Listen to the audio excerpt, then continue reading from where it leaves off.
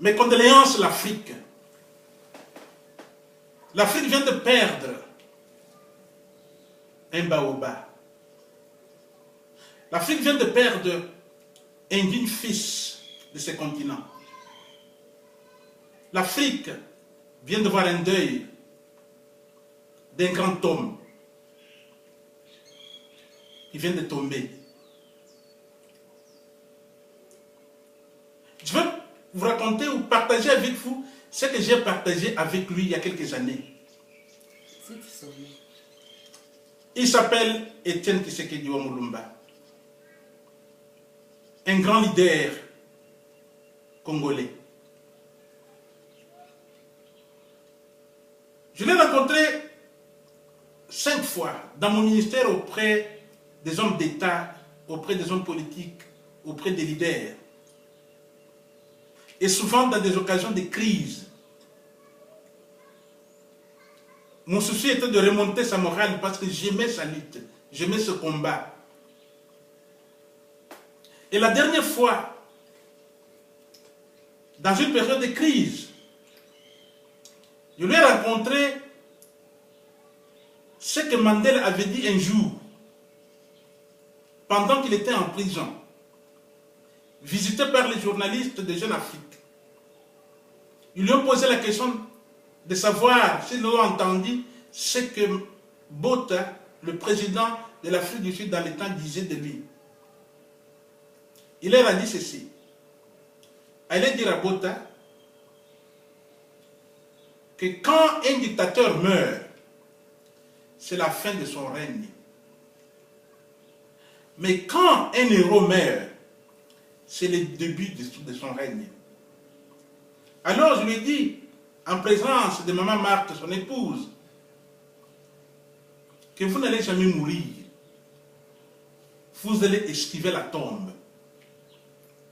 Et pour l'éternité, mais aussi et pour l'humanité qui reste. C'est ce qui arrive aujourd'hui. Ce grand homme de l'Afrique, il a esquivé la tombe. Pourquoi il n'est pas mort? Parce qu'il avait en lui des valeurs évangéliques qu'il a apportées sur l'espace politique.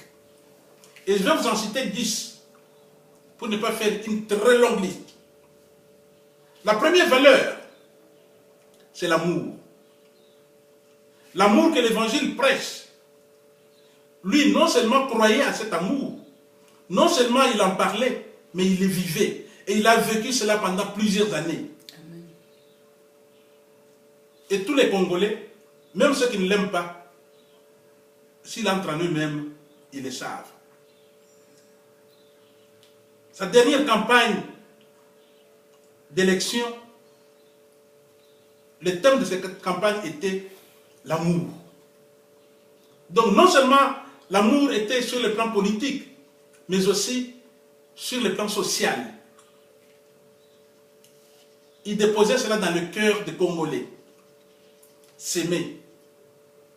Deuxième, pour aller vite, c'est le sacrifice. Le sacrifice, il ne l'a pas seulement demandé aux autres, mais il l'a vécu. Et pendant plusieurs années. Premier docteur en droit de ton pays. Il n'a pas pu se réjouir de toute la richesse du Congo. Il a accepté de souffrir, de quitter les lieux où il avait une bonne maison dans le quartier des riches pour aller vivre là où il y a des pauvres, afin de les côtoyer. Il a accepté les prisons, l'emprisonnement, les humiliations, la relégation dans les milieux ruraux et toute autre chose, les injures jusqu'en dernière minute de sa vie. Il a accepté tout ça. Il s'est sacrifié pour les autres. Et ce n'est pas ce que Jésus a fait pour nous. Et ce n'est pas ce que Jésus nous demande. Qu'est-ce que vous pouvez demander de plus?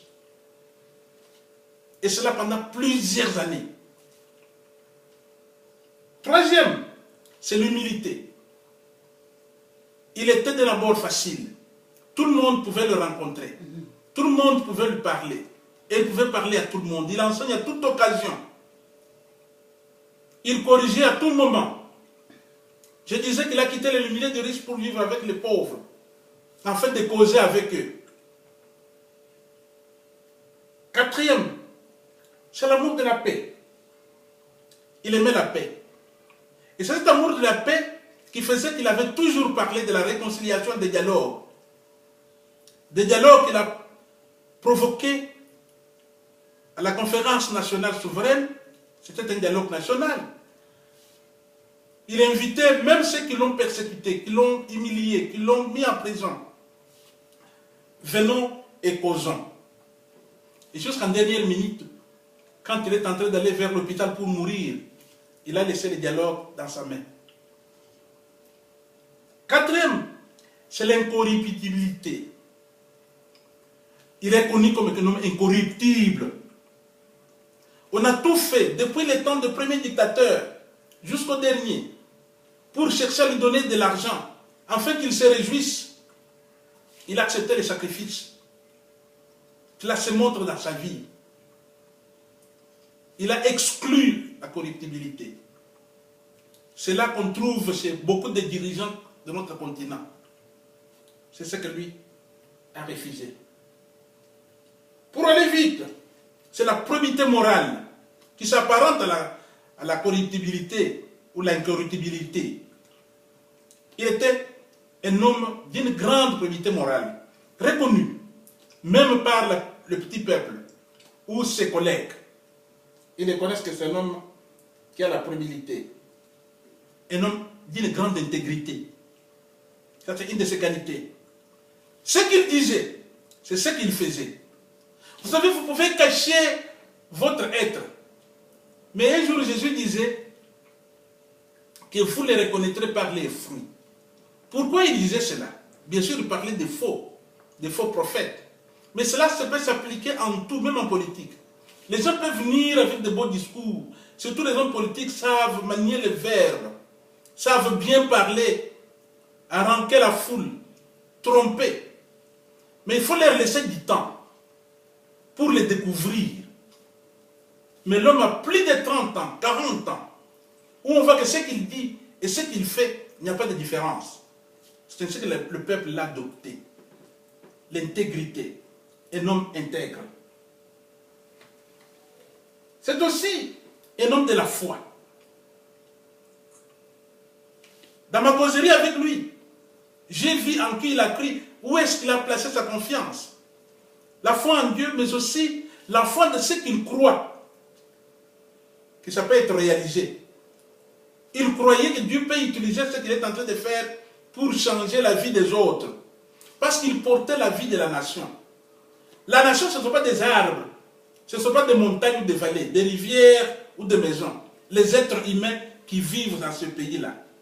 C'est pourquoi nous avons commencé avec l'amour. Non seulement l'amour des Congolais, mais l'amour de tous ceux qui vivent sur l'espace congolais, même les voisins. Il n'y haïssait pas les voisins. Il disait nous pouvons vivre ensemble. Il appelait tout le monde à vivre ensemble. Il avait la foi. Mais aussi la réconciliation, qui est aussi liée à la paix. Parce que ceux qui l'ont fait du mal, il les rappelait toujours à la causerie. Parce qu'il croyait que dans l'être humain, il y a l'image de Dieu. Même le mal qu'il est en train de faire, il y a possibilité de s'asseoir et de causer et d'appeler dans l'être humain l'image de Dieu qui est en lui. C'est ainsi que Mobutu lui a fait beaucoup du mal.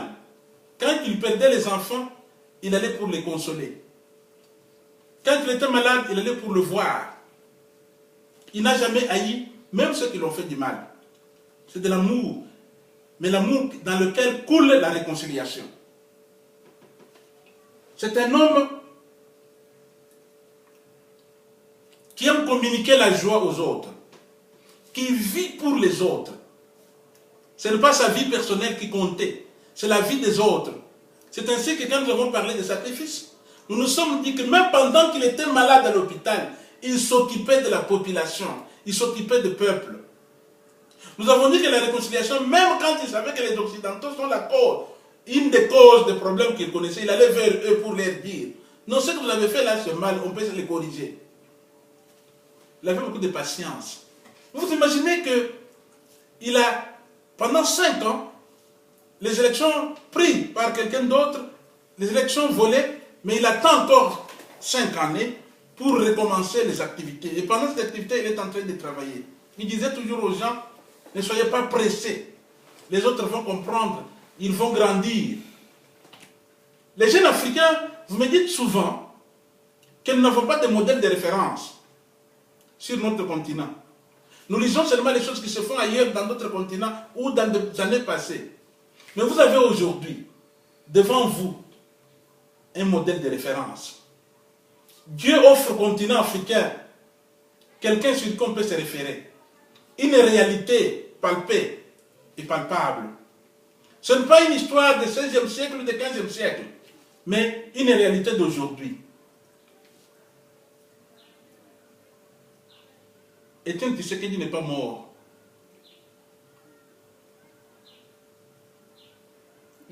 Il a esquivé la tombe. C'est ça que nous allons dire aussi, et nous sommes en train de dire aussi à sa famille, commençant par sa chère épouse, qui a connu tous les sacrifices avec lui pendant plusieurs années. Que Étienne Tshisekedi n'est pas mort. C'est ça que nous disons aussi à sa famille, à ses enfants, à ses petits-enfants, que votre père et votre petit grand-père n'est pas mort. Il a esquivé la tombe. C'est ça que nous disons à son parti politique. C'est ce que nous disons à ses amis qui étaient autour de lui. Que lui n'est pas mort. Il a esquivé la tombe. Il y a des gens qui ne meurent pas. Il leur repose tout simplement le corps. Il a tellement travaillé jour et nuit qu'il se repose. Il n'est pas mort. Il a esquivé la tombe. Même quand nous pleurons, nous devrons nous dire qu'est-ce qu'il faut tirer comme fruit. Qu'est-ce qu'il faut imiter dans la vie de cet homme. Mes condoléances à tous. Mais même quand nous pleurons, nous devrons nous dire qu'il est vivant et pour toujours. Merci. Que Dieu bénisse l'Afrique. Vive l'Afrique.